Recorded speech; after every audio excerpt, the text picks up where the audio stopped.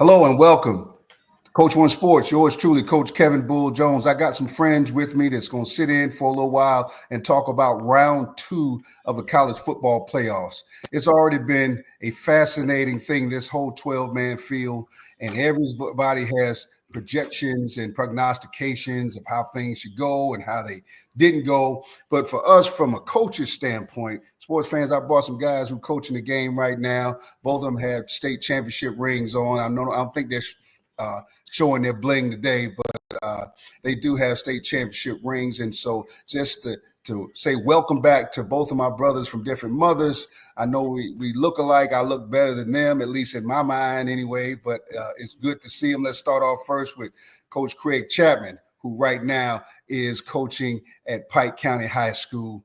Craig, good to see you. How you doing? Hey, good to see you, Bull. Good to see you, Coach. We're doing good. Just had a nice Christmas break. I got basketball practice at 9 a.m. in the morning, so that's how things are going right now.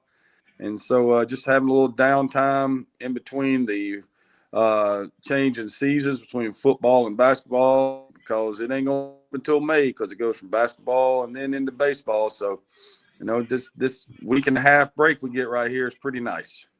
I tell you what, God, folks, for sports fans, folks don't think we work a lot, but we work a lot. So you just heard what Craig is doing. He's off and he coaches baseball. He didn't share that with us. My other brother from another mother is as well as coaching right now down in the sunny state of Florida. Joel Williams, a great friend of mine, coaching at Montsegur Pace Academy down there in Florida. What's happening with you today, Joel? Well, hey, good to see you back. Good to be back. Hey, Craig, how you doing, brother? Just getting out of football season, made it the second round of playoffs. Kind of lost to a team we really wasn't expected to lose to, but things happen. Right now we're on our Christmas break, 2-week break, getting back. When we get back, I'm right back in it doing girls flag football. So last year was my first year at that. We fared pretty good, got to the region championship game. So looking forward to getting back to the girls on January 6th. Oh, that's awesome, man. Y'all back at it. You better enjoy all this time. I hope Santa Claus didn't hit you over the head or AKA hit you over your pocket and left you light. Joel, you're looking kind of light in the screen right now. And Craig, you're not too far behind him, losing some weight and moving. I know it's just, Santa Claus really just nabbed some folks, man. He put us out of our misery. I think that's the best way to put it. But I don't know, man. If I find Santa Claus, we're gonna have some conversations about some things that about my wallet. But fellas, sports fans, when I bring these guys on, not only are they great dear friends of mine, but we had a chance to coach football together up here in the Metro Atlanta area. So talking football with these guys is just sitting here like we back in the film room breaking down film again. And guys, we got some stuff to talk about. Let's talk about, we're into round two, with 4 games left of this magnificent 12-team playoff deal. And before we go into round 2, let's give a quick synopsis of what your thoughts, any things that caught you off guard, or did you expect, Joel, status quo with the playoffs as they were last week? Honestly, I thought the matchups were pretty decent, except for the I guess I thought a little bit more would come out of the Notre Dame Indiana game. But Indiana just, I guess, showed me that they don't play well in their trenches when it comes to teams that run the ball well.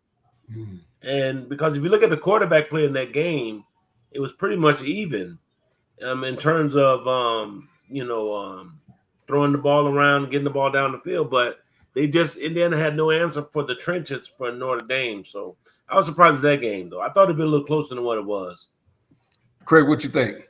Yeah, it kind of was. I thought that SMU would play a little bit better than they did because I thought that their offense would give Penn State problems, the way USC gave them problems earlier in the year. But you can't turn the football over because, at halftime that could have been a 14-7 game. But it wasn't. But I was more shocked at what Tennessee put on film last Saturday night. I really expected that to be a one-possession game, and I guess Ohio State showed everybody what we all thought they were and in the summer, and that team showed up last weekend. Can you say, Craig? Can you say Jeremiah Smith? And where's Jeremiah Smith from? Pace High School, and he played at the other school he transferred to the other private school. Gee, I don't know why the name is escaping me right now. Probably because he was at so many private schools. Yeah, he how played. they do in Florida. You know what they do in Florida? He was at Pace. Okay, so he started off with you guys? Yeah, he started off at Pace, and then he transferred. I don't know. And I coached with the guy at Hollandale High School. Okay. So he's of course, and we know all about the superb talent everywhere in the Southeast. But it just seems to be that when you talk about those type of skill positions, especially at the receiver position, it's something. The Sunshine State still pops up every time, and that's the thing that kind of gets me sometimes about it, because when I look at it, what was the surprises. I tell you what, guys, I really was a Indiana fan. I was a Coach Cignetti fan. Coming from Alabama. So I had some good feelings about him. So the fan part of me, the coach part of me, thought that it was going to be a tough task, because you're talking about, he had a lot of kids that came from James Madison that came up a level to play with the big boys. Okay. Now, the fan in me wanted to see Indiana, because of their head coach, be successful in that game against Notre Dame. But the reality always reveals itself, and there's nothing against players that come from the, FCS and come up to the FBS, but you truly got a chance to see. I don't know if y'all saw the same thing I saw, but Notre Dame looked mad that they had to play him. So they were just going to truly annihilate them to show them that all the woofing that the coach did, Coach Cignetti is just great at it. Like he said, Google my name. I mean, he took one of my words, but my phrases, but he's older than me, so he gets it. But Notre Dame played with bad intentions, meaning they were running through people. So I thought that just shocked me out of all of these games. I really did think that Tennessee was going to have something for OSU, and I didn't think that OSU was going to wake up from losing the game against Michigan and the fight after the game. So for them to turn around and hit Tennessee in the mouth, I was just truly shocked. Yeah. When you think about the Notre Dame, game, you got to realize Jeremiah Love, he touched the ball 8 times for 108 yards, 8 times, and they couldn't stop him no matter what he was doing. So with that being said, I just thought Indiana was just outclassed, and they didn't have any business being there. Yeah, they played a Big Ten schedule. Yeah, they played a lot of teams tough, but they shouldn't have been there. I would have rather have seen a 3-loss Alabama as opposed to that team. Oh wow! Now you just said something right there. I heard it just from heard it from the Sunshine State. Craig, your thoughts on that one? Yeah, I live in a house of Alabama fans, so everybody thought, we were all sitting here going, SMU has to win in the ACC championship game, because if SMU wins the ACC championship game, that's Alabama's best path to getting into the playoffs. Right. And when they lost, I had to break the news. Unfortunately, that probably anymore. But I guess what we'll find out moving forward is how much weight are they going to give these first round games in this first 12-team playoffs. How much are they going to go back and modify the way that they look at strength of schedule now? That's going to be a big issue. How are they going to judge if you were an 11 team, versus a 9-3 team, and let's just say you didn't play anybody that was ranked, because Miami could have been in there just as easily as Alabama could have been in there. Correct. And it's all going back to they didn't beat anybody with a top 25 ranking or any of those things. So you're going to get to see how many adjustments are made to the selection committee, what those adjustments are. and or if any adjustments are made at all. Mm. Well, I tell you what, and everybody knows that I am a Bama homer from the coaching standpoint. But I for one, will go on record and say it. I said on a previous show that I didn't think that Alabama should make it because there were 3 losses. You know, that first loss can be the loss, the one that starts the season, and you kind of catch hell in the bottle and you can't shake it off. Okay, the second one. I mean, somebody just maybe because of injuries during the length of the season, you get caught. You get caught hanging out there, and somebody hit you in the mouth. The third one should have never happened. There's just no way it should have ever happened. And because of that, I was one of those that, from a coaching standpoint, I just didn't feel like justice was served. I mean, 2 losses, yes; 3 losses, no. But with that being said, I just thought that the only surprises that I think that I really saw was just how tough Indiana, how tough Notre Dame showed something about them when they played all 3 facets of the game, and people not knowing how good they really are. Defensively, they were impressive. I thought that Texas beating Clemson, I expected that to happen.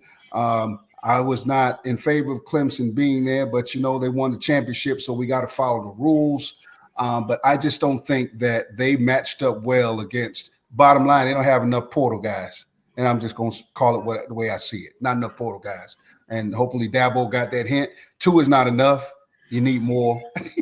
and y'all tell me what y'all thought. You're absolutely right. You're absolutely right, because even though Klubnik he threw the ball around well, and they got some nice chunk plays downfield. But you're absolutely right. They just didn't have enough Jimmy to their Joes. Yeah, and I thought, Craig, tell me what you think. There's something about playing in big games and big moments, and that's what the great teams do. They're able to play in those big moments, and I think that Texas has had quite a bit of those this season. The first one shocked them with Georgia, slapping them in the face. The other one was just the will to win by that Georgia team in the SEC championship game. But now you're in a situation where you have to go and play, and it's win or go home. What do you think was the measuring stick for Texas in that game against Clemson? Texas ran the football right down their throat. I mean, if you go back and remember Clemson's championship teams when Dabo had all those guys over there and they were playing stellar defense, you couldn't run the ball against them. It didn't matter who you were. It didn't matter if it was, spread. It didn't matter if it was power game. It didn't matter if it was a triple option. You might as well take your running game and throw it in the backseat of your car and drive off with it because you weren't going to do it. and Texas on Saturday, they just turned around and said, okay, here you go. We're going to hand it off to, whichever running back we feel like handing it off to. Because their top 2 running backs had been hurt. Right. What did Craig? What did Blue run for? They ran for 200, almost 300 yards. I think Blue had 150 of those. Yeah, he had the big run. Like I just had sent a text to my dad. I said Texas is trying to practice their version of Clemsoning right here because that game shouldn't have been close. Shouldn't have been. But Texas finds a way to keep teams in the game. I've watched them all year. They have an unbelievable amount of talent on both sides of the ball. Their defense is really good. Their offense is really, really versatile. And then it looks like in parts of the game they get bored. Yeah. And then they ran out and it was bam, bam, bam, bam, bam, and then they make a play that's a head scratcher, and then the other team's right back in the game. Yeah. Clemson the ball, it's 38-24. And Clemson has the ball inside the 1 and can't score, or it's 38-31. Sitting there looking at it again, like, you get a stop, you got a chance to tie. Mm-hmm. But, for me, Texas, they're coming back to Atlanta now. So it'll be an interesting thing to see, how the teams that didn't play in this first round, how they handle the extended off. That's something that's going to be an interesting, kind of subplot to this. Yeah, awesome. That's true. That's true. That is true. But I look at it like this: Yeah, they're coming. They're coming to Atlanta, but I don't think Atlanta has enough offense for Texas, given their quarterback situation. Say that again. Who doesn't have enough offense? Georgia. Well, they're not playing Georgia. They play Arizona No, State. Oh, they play. Okay, my bad. I'm sorry. I'm sorry. I'm it's the sorry. other team. Yeah, it's the other. They coming to Atlanta, but they're Yes, playing the I'm team with sorry. the A. Yes. Arizona. Listen, I'm not even going to touch that because that's going to be a situation where Blue's going to have a field day like he always had. And then going back to Clemson, I haven't seen defensive line play since the days of Christian Wilkins on that team. They're not getting those guys anymore. I don't know what's going on there. They don't have enough this. Yeah. That's another thing. That defensive coordinator is now the head coach at Oklahoma. Yeah, he's been there, and he's taken a couple of hits since he's been there as well. He got to get the ball rolling, or he's gonna have to find somewhere else to go. That's spoken like a true coach right there. That's Venable right there. Yeah, He's gonna find somewhere to go if you don't get the ball going, because they're not used to those kind of seasons in Norman. They're used to being in the playoffs. They're used to going playing for natties. They're not used to these kind of seasons. Yeah, they're not used to playing Navy at noon on a Friday. No. You doing your pregame at 9:45 in the morning.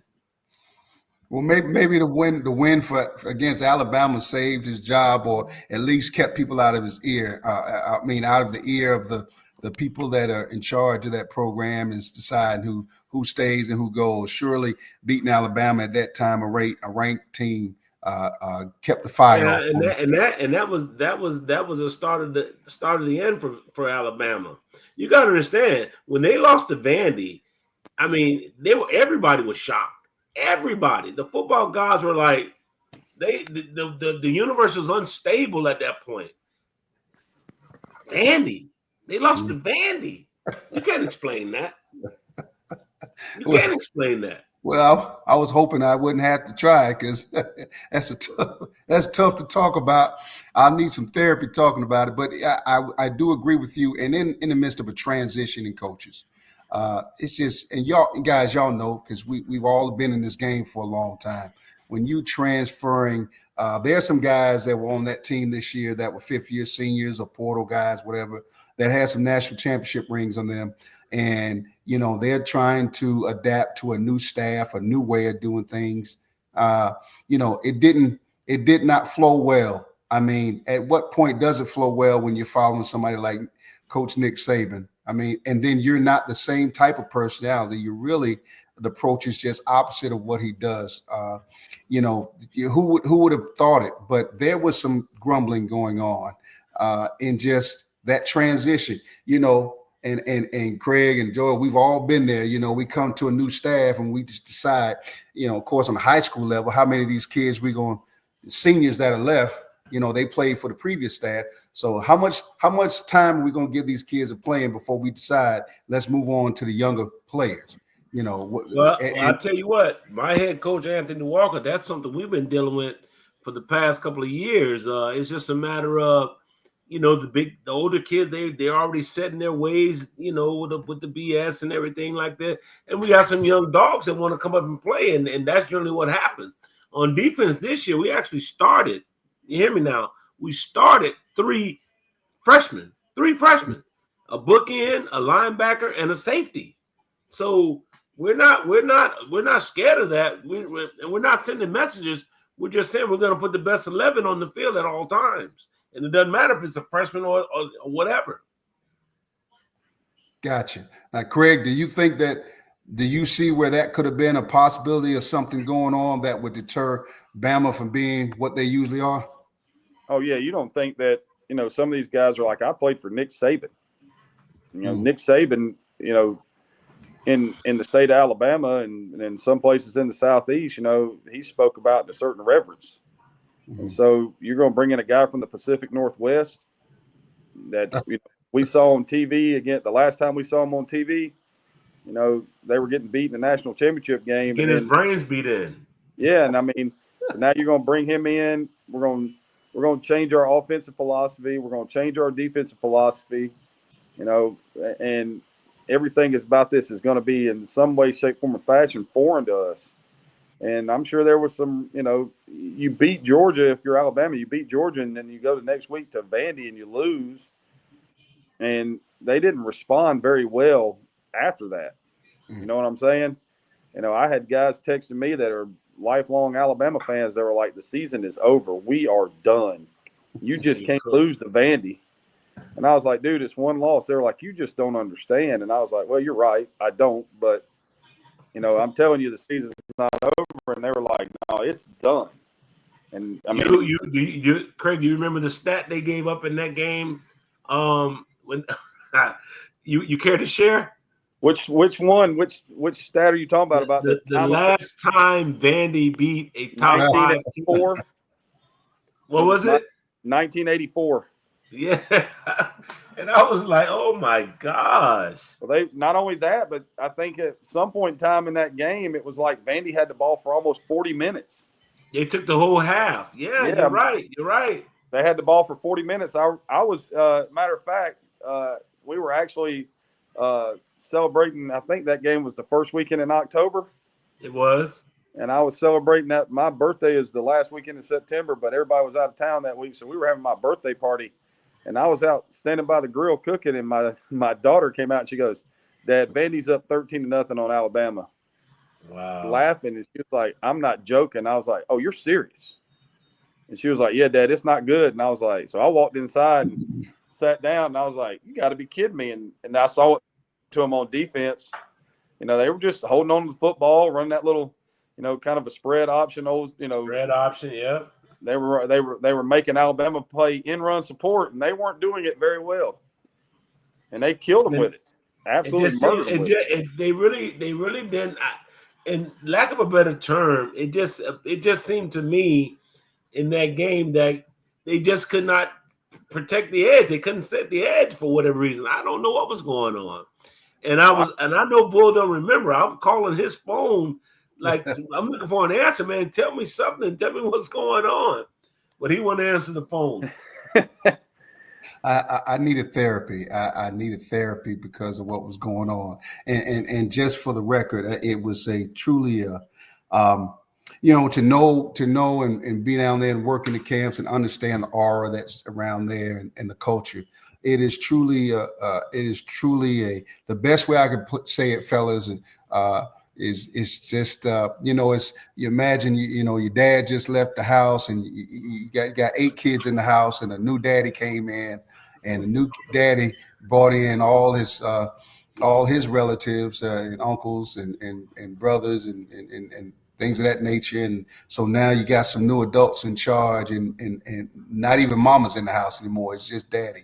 It is just tough to watch the peeling out of the success of everything that's happening. You had kids that it's obvious as you see Jaheim Otis, Justin Haynes, and others are in the transfer portal. The mesh never happened, and it really, and there's still players still on that team.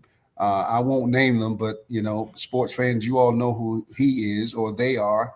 That they're still on the team, and there's just a lot going on, with the coaches and being able to players believe in other players on the team. So it was a tragedy. I wasn't going to mention that, sports fans, but because I have my wonderful coaching comrades with me, it kind of just oozed out. I'm sorry, sports fans. It's just amazing how that stuff just pops up, and because it was an abomination of college football to see that happen. And we never got to the Penn State game, guys. We never got a chance to talk about it. Let's run that real quick. SMU and Penn State. I personally didn't think that they should have been there. I don't really, it doesn't matter how well this whole Cinderella deal went.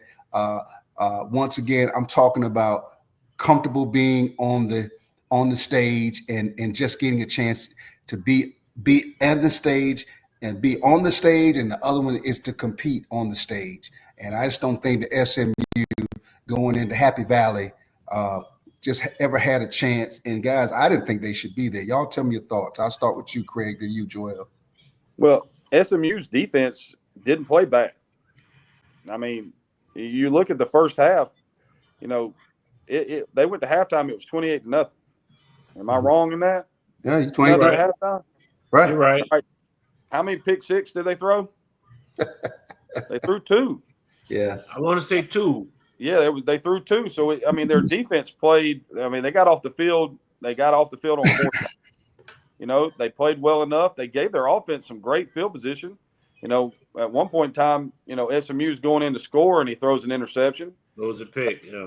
And so you know, you could have been looking at a 14-7 kind of game right there at halftime. Now I know if and buts were candy and nuts, we'd all have a Merry Christmas. But you know, say that again. If butts were candy and nuts, we'd all have a Merry Christmas. Oh, that's classic. Hey, That's I like that. That came from my dad, man. You know how that is. You tell your dad, watch out. You can't say all this stuff, man, because I'm finding out these young kids put all your sayings on T-shirts now, and they make a lot of money. So. Absolutely. So but anyway, I mean, you know, I was personally, like, we watched the game over here. We watched all the games last Saturday, and you know, sat here and watched every one of them and dissected everything about them, just like coaches do.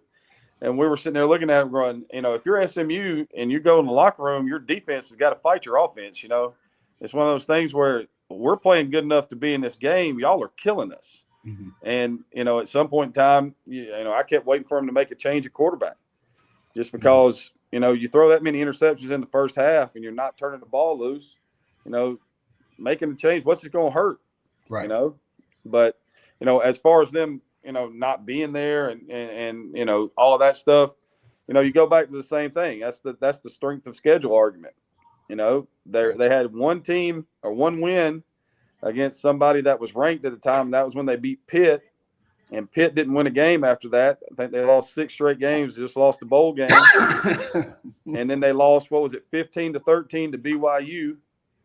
And so when you're looking at this, it's, you know, I know Herb Street took a lot of ribbon for what he said because they were talking about, you know, he was trying to get all these SEC schools in, but the basis of his argument is not wrong. You know, if you're going to look at this and you're not playing a balanced schedule, you know, this isn't the NFL or the NBA or, you know, Major League Baseball where you're playing everybody and you're playing a division, and those division games count. I mean, you look in the ACC, you know, SMU didn't play, you know, Clemson. You know, they didn't play Miami. You know, they didn't play. You know, I think they played Louisville. Yeah, they played Louisville. So they, you know, I think they beat them. But you know, if you're looking at this, sooner or later they're going to have to figure out a way to make all of these things equitable, or if not, it's going to always be subjective. Right. I agree. I think moving forward with the SMU, I was kind of torn between two because lastly he comes from Miami. He took a lot of our players with him, so I knew a lot of those kids that were on the team from, you know, just from being down here in Miami. So I was kind of impartial with that game, but clearly, I think like you said, Craig, when they beat Pitt. That's what really put them on the map, and people started talking about them. But as it relates to them in that game with Penn, they shouldn't have been there. I think there are a lot of other teams that could have been there that would have given us a better performance. But like you say, in the game, yeah, he did what he did, but defense was holding up. But at the end of the day, offense didn't complement anything that the defense was doing. And I think you saw that a lot with the UM team this year, my Miami Hurricanes. The defense sucked this year. They were horrible. But they could not complement with the Cam Wards and the offense that we were putting up from game to game. So clearly, maybe it'll be more competitive, I think, next year with SMU. They'll come a lot more east and play a lot more games on the east side of town instead of the Cows and the freaking and the Stanfords. They'll have to come east. Honestly, I don't know why a team way out west would be in the ACC anyway, but it is what it is. That's beyond my pay grade. That's a good one.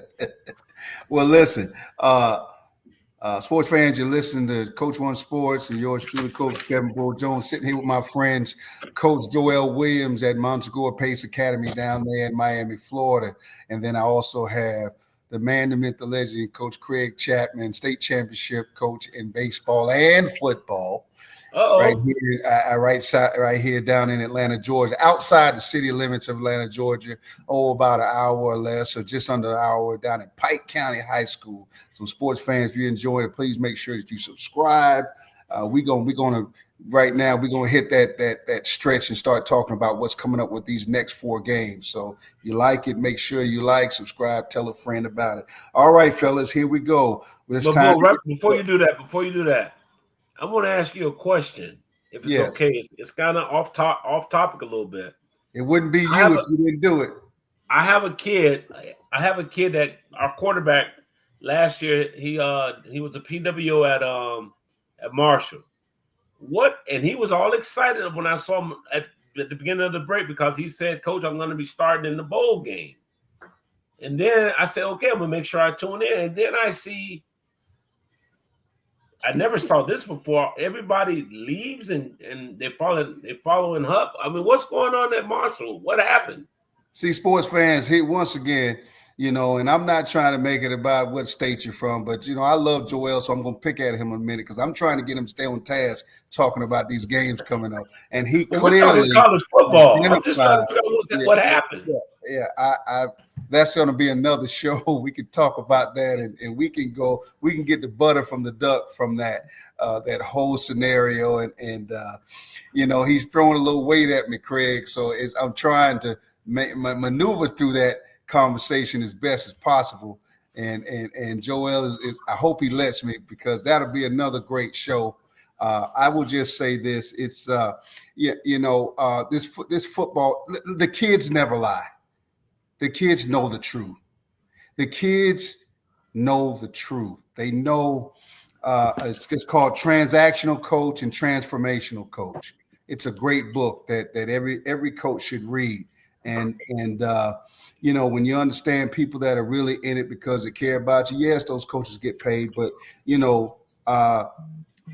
what's in black and white as far as money and contracts is sad. And those that were up there in Huntington, Virginia know the truth. But for those many kids to leave, the kids don't lie, and I say kids, I mean college players. There's a love and a bond there and something happened there and it'll make for a great show. I'm if you don't mind me keeping it there. Not a problem, sir. Hey, Craig, did you see how I worked through that one? It's tough, but this is something that has never happened in college football, never. So for a whole team to leave and go somewhere else is the most amazing thing. I'm surprised that Stephen A. Smith didn't spend more time on it because it's truly for them not to spend more time on that kind of tells you there's something more to this than meets the eye. And somebody doesn't really want to touch it, Joel and Craig. That's just my feeling. That's my feeling. Yeah. Well, I teach history, and if you don't learn from it, you're doomed to repeat it. So everybody around the country better be watching what's happening at Marshall, because if they ain't careful with these free transfer rules, you do something to somebody that these players have invested their time and their hard work and their blood and sweat in, you do something wrong to one of them and force them out, you probably forced your whole team out. Yeah, well, I wish they had that scenario when I was coaching in a few high school locations. I won't name them right now for the sake of this wonderful show and you all on it. Now, one day I will have a show about that, but we won't do it today. But it's just. Do you mind if I say it? No. I don't want you to say it. I want sports fans. I need that to be a trivia, but it won't be too much trivia because I'll let it out one day. But I guess what I'm saying is it's amazing how as a coach, and Craig, you hit it right on the nose.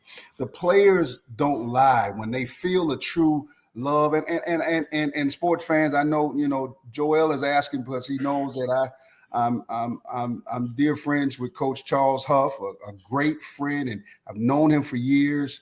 I love him like a brother as well. And for us, it's not just about football. It's about life as fathers and husbands and things. But there are some parts to that I definitely won't talk about, because out of my respect for him and his journey, I think what I'm trying to say is the players leaving in the magnitude, all shapes and sizes and colors and walks of life, leaving that program tells you something. It tells you somebody was done wrong. Now, everybody can flip it from there. How about that? There you go. Well said. Yeah. Can I move on to these 4 games now? Let us move on. Okay, so let me call it out to you. Is that okay? So go ahead. Penn State, Boise. Penn State, Boise. I don't know. I don't know how good. Okay, I'm going to go with Boise. And why am I going with Boise? I'm going with Penn State. I'm going with Penn State because when they get their offensive machine running properly, they're going to bend defensively. But if they can get Boise State to have to throw that football, they got a chance of taking them out. So essentially, take the ball out of Genty's hand. Absolutely. I think yes. Make the quarterback throw the ball. I think that they're going to ground and pound. I think they're going to just work every 3 yards, first down. They want to get 3.5 yards to keep Genty off the field. I think that's the smartest thing you can do against a player of his caliber. I'm not going to take anything from him. There is another beast in this final 4, these final 14 matchup, and I'm 4 games. I'm gonna wait till we shoot through these teams right here. Okay. What do you think, Craig? Who do you think is going to come out on top in this Boise State Penn State game? Well, the easy answer is Penn State, but the thing I can't get out of my mind is Boise going to Outson and playing Oregon to a 3-point game.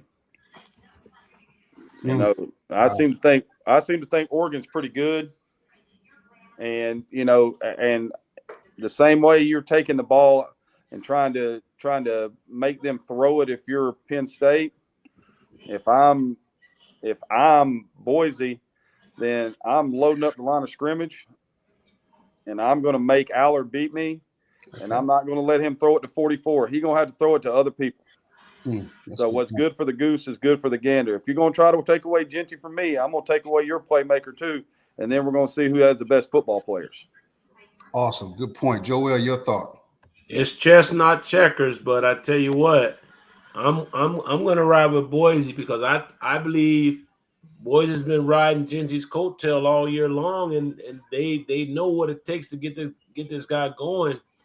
I think although Penn State does have a phenomenal up front 7, I think Genty creases that and gets what he needs to get, and they come up with a big upset.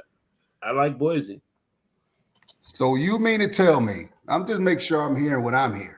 You mean to tell me that Genty is going to run he's going to have 25, 26 touches, and he's going to rush over 200 yards on Penn State, and they are going to beat the Nittany Lions. That's what you're telling me, pretty much. I'm telling you, they're going to ride this kid's coattail as far as they can ride it. They're gonna if they're able to control the front 7, you're going to see Genty have some magical numbers, and it's not going to take 25 touches either. Oh wow! Well, okay. Other thing Joel's telling you is that he don't trust the guy standing on Penn State sideline. There you go. That's what I was trying. Hey, that's what I needed to hear. I think the name is James Franklin. So I think that's what you say. Yeah. I don't want to get sued for libel. Well, ain't no libel. I mean, his name is his name. That's what his parents gave. But Craig called it right. That's exactly what I'm saying. Well, you're entitled to your opinion. That's why it's called Coach One Sports. We are actually coaches that are talking football, so that we coach. So you're saying that in this type of game, what you're saying is in this type of game that you don't trust Franklin being able to close it out. Let me say close it out. I do not. And remember how you started the show, win or go home? Yeah. I just think It's kind of like, you know what it reminds me of? It reminds me of, I'm going to just use it as an example. You remember last year when I think Lamar Jackson, the Baltimore Ravens were like, they had to play in the AFC Championship with Kansas City, but the game was at Baltimore. And I remember saying to my friend, I said, shit, there's more pressure on Lamar than it is on Pat Mahomes. But Lamar has to prove he can beat Pat Mahomes. It doesn't matter where they're playing. And this guy has to prove to me that they can stop the run effectively for 4 quarters. And I don't think they can. Okay.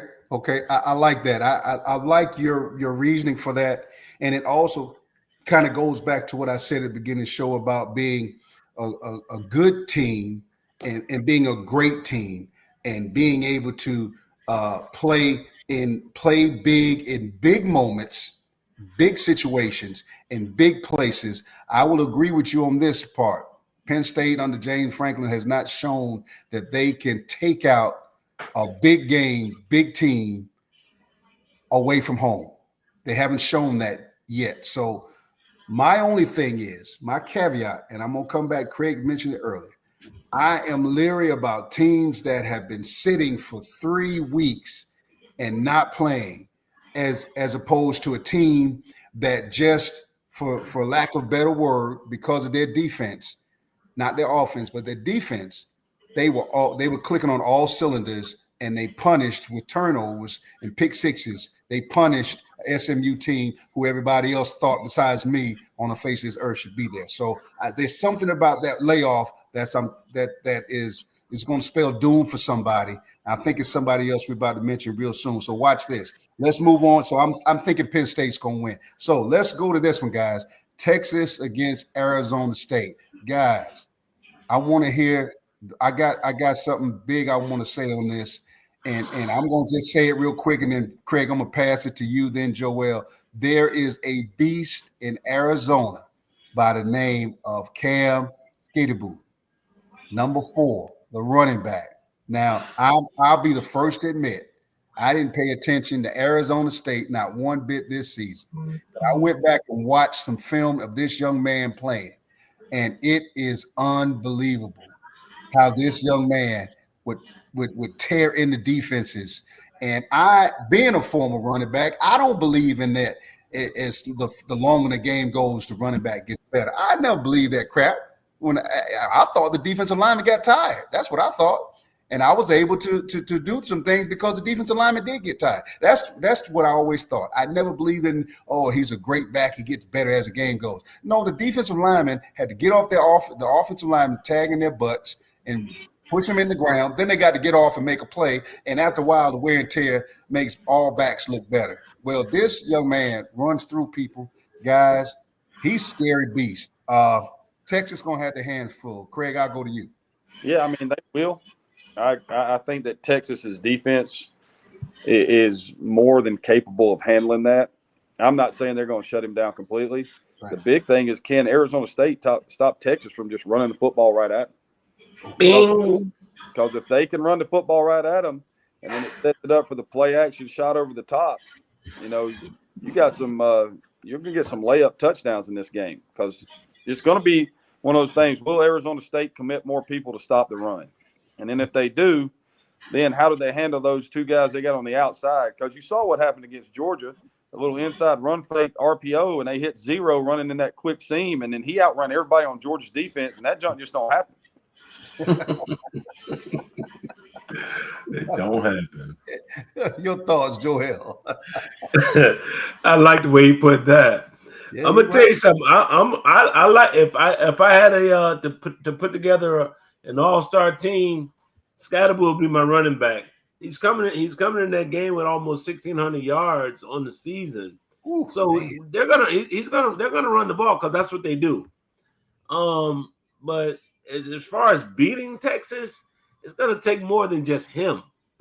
Gotcha. These Texas hasn't been there since the young kid at quarterback, correct? Yes, no, correct. So they're overdue, and the coach has something to prove too. He has something to prove to his daddy. So I like Texas I like Texas by 2 touchdowns, to be honest with you. Oh wow. Wow. I got to go with Texas. I got skin in that game, man. Oh, you got some skin in the game? Nah, I got a former player that's on the sideline, so I can't say anything but hook him. Okay. Well, can I say his name? Can I say his name? Because you got to play. I almost say his sports fans. He coached the legendary running back Tashard Choice at Lovejoy High School here in Metro Atlanta area, and Tashard was an outstanding player for Lovejoy. He's on that coaching staff? Yeah, he was a running backs coach. Running backs coach. Oh, nice. Yeah, so nice. that's another reason why I think that of course I love Tashard too. He was there before I got there, but I love him still, and I think he's a heck of a coach. But I will say this much: I will have to agree with you, both you guys, that I think it's going to be a good game. But I just don't think that. I think that Sarkisian and the ability to play the matchup game defensively. I mean, offensively against his defense, he always impresses me with his ability to have motions, to put people in matchup conflicts, and making you make a decision right now. And it's a deal. It's a deal when you got to make that deal.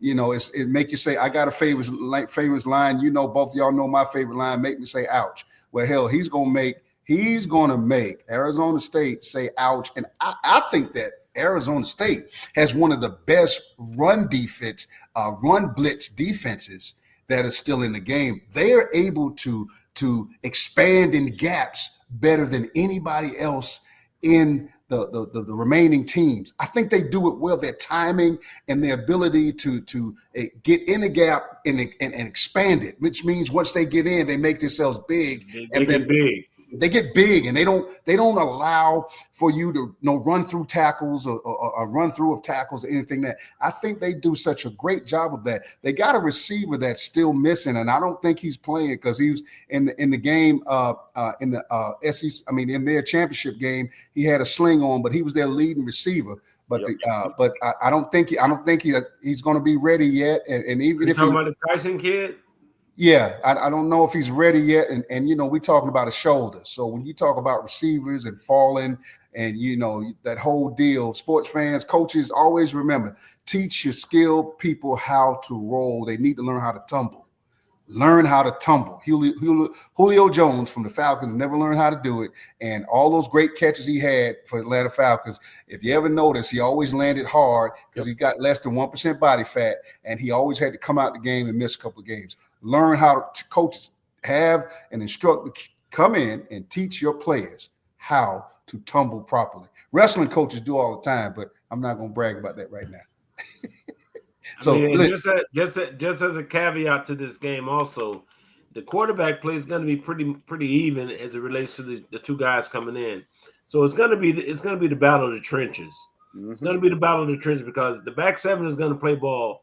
But I just think Texas is going to give them the business. They're not going to be able to stop the ball. They're not going to be able to stop the run at all. And another thing with that, it goes back to my common denominator.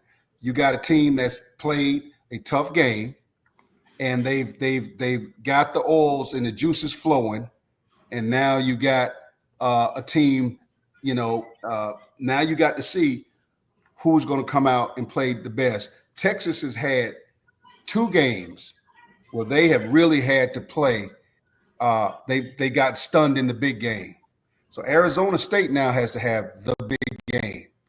I don't know if they're going to be able to make it, but we're about to find out at this time because they haven't played. They sat again.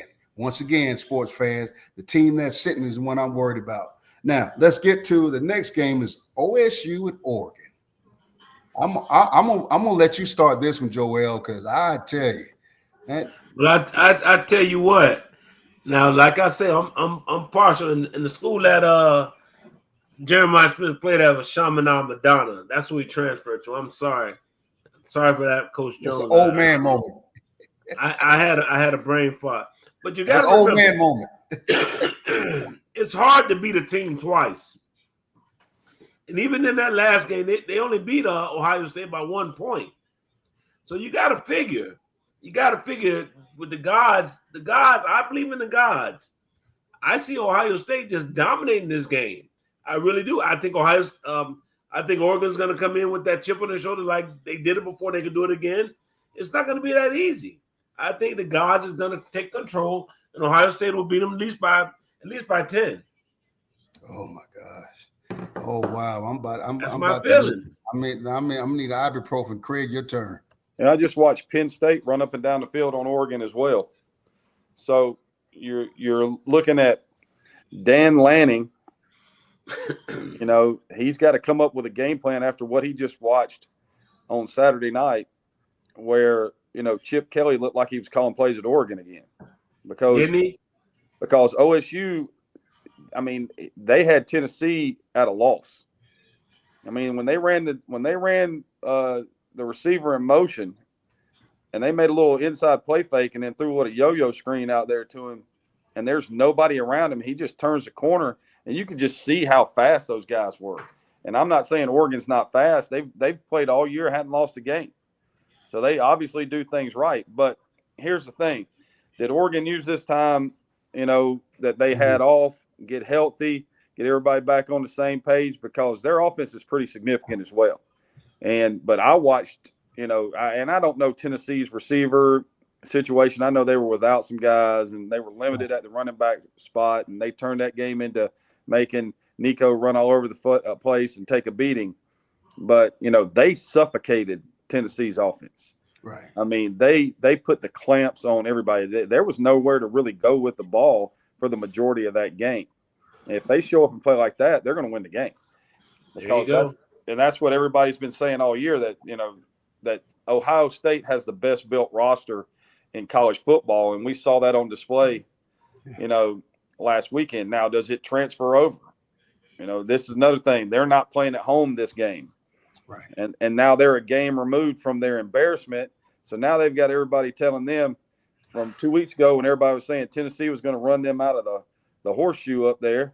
Mm-hmm. And then they beat then they, you know, just put belt to you know what and send Tennessee back home. And now everybody's got them as the odds-on betting favorite to win the national championship. So how do they handle that?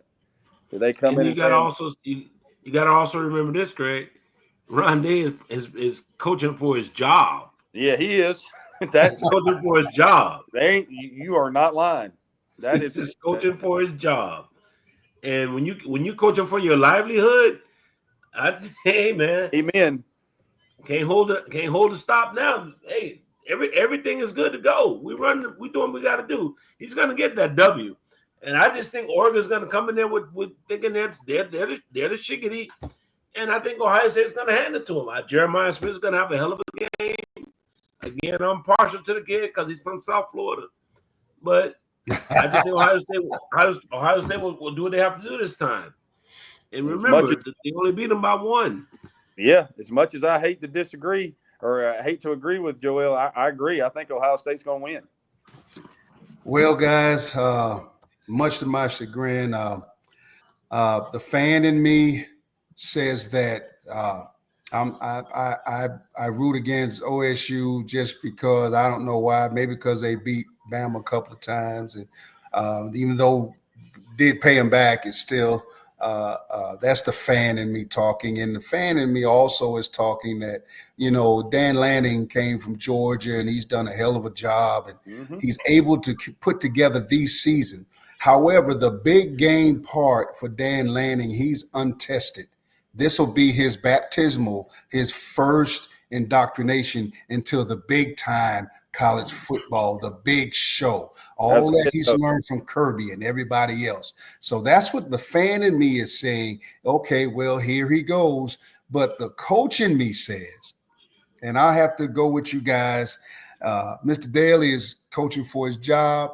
He's certainly embarrassed over the loss to Michigan. He's certainly embarrassed over the fight he lost after the game to Michigan. And they have a chip on their shoulders that somebody has told them, you know, we spent $20 million, so you better get something right or all of y'all can get out of here. Okay. Now, I say that facetiously, but what I'm really saying, and you guys can kind of, you know where I'm going with this, your back's against the wall, so what you going to do? Barbecue or mildew? And I think swinging. and you coming out swinging, and Ryan Day has been in this position. Okay, Lanning has not been in this position before. Okay, so we're talking about experience in this environment because once again, quote, the big game, as opposed to like Lane Kiffin say, why do we play the regular season? Because you only beat them by 1 point. And you barely beat somebody else. I don't know if it was a Boise or somebody. Boise by 3. You beat them by 3. So, nothing against Dan Lanning, but what's in black and white is in black and white. And it's going to go down. I think you're right. I think that this will be a game that, the coach in me says Day gets it right. And they'll make it to the Final Four. So, guys, you got to remember that, Bull Jones. You got to remember this guy lost to Michigan, an unranked team, in his home stadium. Yeah. I mean, I don't. You know how humiliating that? They said the guy was getting death threats. Yep. Yeah. So that's significant, bro. That's very significant. Yeah, I agree with you. I just think that, and he's trying to play a cool face. And I'm gonna have another show, Sports Fans, later talking about coach lives and things that we go through behind the scenes with the wins as well as with the losses, and parents and your loved ones having to be in the stands with all that stuff goes on. That's another show coming up. But now, all right, Phil. Yeah, that's gonna be a good one. All right, so now here we go. Go ahead. Yeah, I was just gonna say that, one thing we didn't talk about real quick with Oregon was late in the year, Oregon went to Wisconsin, and they struggled. And they barely got out of there. Yeah, they barely got out of there. And, that's one of those things where, they won't be at home. They won't be in the friendly combines, or confines of their home stadium. Right? And I know that they've played in all these games. They played the Chick-fil-A game and all that other stuff. And they've done this before, but, they're going to have to encounter and deal with something that they're not used to. The last time they had Ohio State, it was at home. Right. Now you're going to be neutral sided up there, so you're not going to have all those 75,000 people back there backing you. It's going to be split, and their track record at the end of the season, they struggle some. Yes. And that 3 weeks does it kill your offensive timing or does it make it better? So all those things are factors that play into this. The team that's set. What's the point margin in that game? I think I thought it was 2.5. 2.5. That's what I think. Yeah, 2.5. I think OSU is the favorite by 2.5. Don't quote me on that, but and I think it's along some of the same sentiments that we're talking about. But I think experience prevails in these games, and of course, once again, sports fans, you're talking about that 3-week layoff. That's that, and so it's going to be close. But I just think by the time Oregon warms up, it's going to be too late. Now, all right, here we go. I say the best for last. The Notre Dame against University of Georgia. I'm gonna sit back and I'm gonna watch y'all. Go at this one. Craig, you go first. Notre Dame lost their best defensive tackle. He will not play for the rest of the college football playoffs, no matter how long it goes, and that's a big blow to them. But I saw them live and in person at Mercedes-Benz this year, and I watched them play defense, and their defense is legit. Even with losing all the DBs they've lost, those guys play great team defense, and they understand leverage, and they get to the football, with the intention to do bodily harm. And you see it. You've seen it all year with them. They are a pretty well-structured defense. Now on offense, they struggled early with Leonard in there, and I think they've kind of had some hits and misses, but I think in a controlled environment, which they'll be in the Sugar Dome, or in the Sugar Bowl down there in the Superdome or whatever they call that place down there in New Orleans now. New Orleans. So I don't mention that word in my house too much, but I think that they're going to try and Georgia's going to attack them by running the football, because that's what they're going to try to do. And how much time did Bobo spend on trying to change their running philosophy now that they've got a more mobile quarterback? So you're going to have to look at certain things like that. But I can't as much as it pains me to say this, I think that any team coached by Kirby Smart will figure out a way. And you know how much it pains me to say that, Bull, but he's got some kind of hidden voodoo magic. Every time he needs something to happen his way, he gets it. So I'm going to say Georgia wins, and they win by a field goal. Ooh, your turn, Joel. Well, I'm going to try to keep it 100, but Craig said something, but he said something about the running game, but ETN hasn't been 100% and for a minute, and I don't know if he's going to be able to get those dynamic numbers against Notre Dame's front. But at the end of the day, if I go position by position, ETN or Love, I got to go with the boy Love because he runs like the Dickens, man. He runs like somebody's really chasing him, like the police is chasing him. So I mean, ETN, and I never was a fan of Beck. I don't know is Beck coming back? Is he still hurt or are we still? He's having Tommy John surgery, right, Craig? He's done. Okay, so he's done. All right, so he's having elbow surgery. I got to rock and roll with Notre Dame. I think there are too many missing parts. ETN not being 100%. I think the quarterback being the guy he is coming off the bench. I don't think they're going to have enough preparation to do what they need to do against Notre Dame. I think Notre Dame wins by at least by 10, by 2. Ooh. So I like Notre Dame in this fight. I tell you where Georgia struggles the most, and it shows up a lot. And I've watched them play a ton this year, and their receiving core is not what it normally is. They lead the nation in drop passes, and they've made some big plays when they needed to make it, but you can't keep putting your defense back out on the field. We're not going to talk about what happened after the Saturday or the Friday after Thanksgiving, but they were very fortunate not to have 3 losses this year and only 2 right now. But, they're going to have to figure out a way to run the football because they really haven't been able to run the football on anybody. And that's one of those things that when you talk about Georgia, you normally say, hey, they can run the football when they need to, and they have not been able to this year. And it may be because they've had so many running backs hurt. I just think that, if it comes down to, sheer will to want to win, that Kirby will figure out a way to do it because I have a vast amount of respect for the way he does things. But if you were asking me, if you were saying pick this game, without knowing anything about, either teams, then I would probably pick Notre Dame. But I just can't see them beating Georgia. Ooh, man, that's heavy, man. I tell you what, my twin brother from another mother. If I didn't hear you say it, I would believe some of you just jumped in my brain because I have the utmost respect for any and everything Kirby Smart does.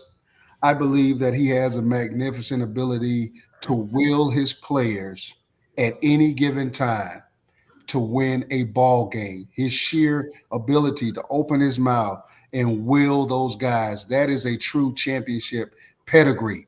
Now, and all those things are correct what you said. The fan in me says there's nowhere in the hell they're going to be able to run, Georgia that is, going to be able to run the ball on that front 7 of Notre Dame because I too, like you, saw them. I saw people flying in the air making plays and it's just extremely fast. And I'm just going to say this, and every coach knows it. That's not typically what you see out of Notre Dame, all those guys flying around like that. I mean, they look like they stopped getting – they didn't just go to the parochial schools and get players. Marcus Freeman went inside the hood and got some kids that can flat out get it.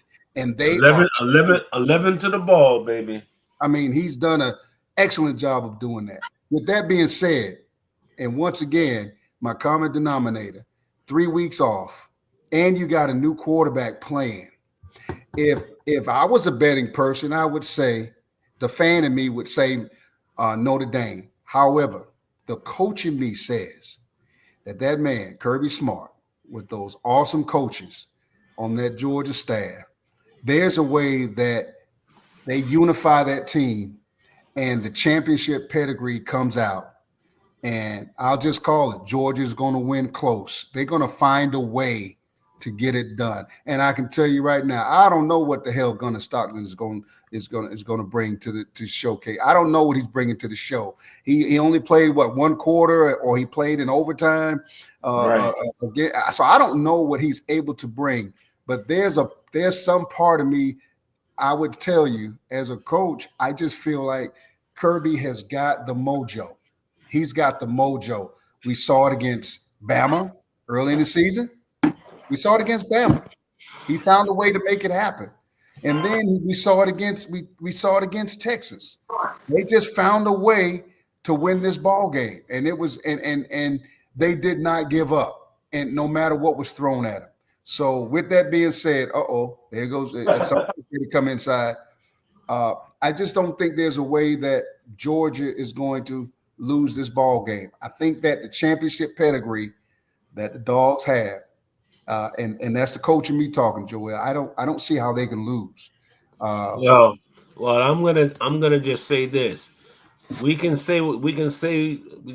give Smart all the accolades in the world, yeah. But what happened when we talk about the accolades? What were those accolades when they played Alabama and freaking Hurt went out and freaking Tagovailoa came in? He had no answer for Tagovailoa, and then he did the same thing to him the next year. Come on, man. I just don't feel like they have that backup quarterback kid. He's not ready. Kirby Smart can be a championship caliber coach. He is, rather. He's not. He can be. He is. But that kid is not ready for that atmosphere. That quarterback is not ready for that atmosphere. I'm sorry. Hey, Bull. You're right. Bull. Yeah. Do you think that Notre Dame watches any tape from when Georgia played or when Notre Dame played Georgia Tech? Because Leonard's kind of like, he's kind of similar to player to Haynes King. You think they take any kind of that jet motion quarterback counter run scheme kind of thing? They better because Miami ain't stopped it yet. They better. I didn't want to mention that, Coach. I wasn't trying to get. Hey! They didn't stop it. They haven't stopped it yet. They better. Well, with that being said, I just feel like it's a matter of there is some intestinal fortitude of being in big game situations. And you couldn't have told me.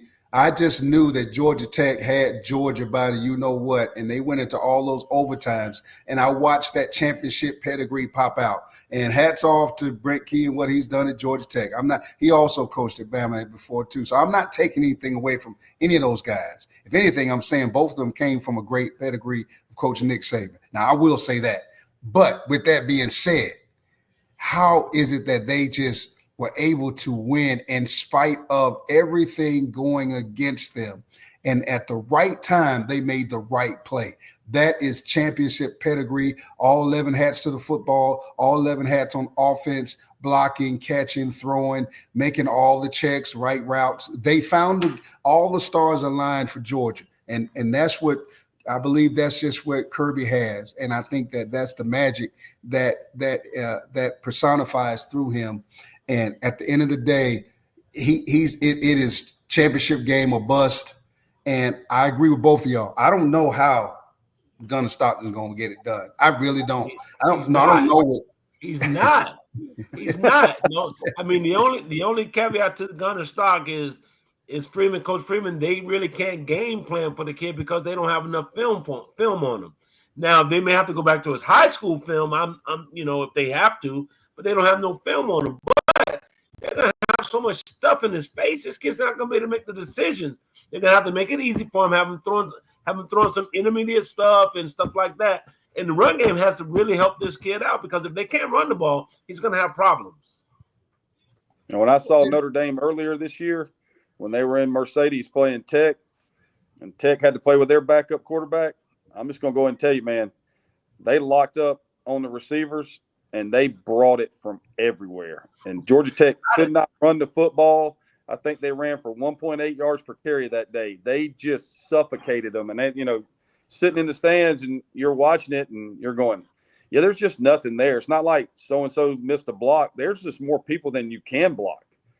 And it's Hey, just Bull, like, I didn't even watch that game, but I just gave the defensive game plan what's going to happen on January 1st at 8:45 p.m. I just gave you the game plan.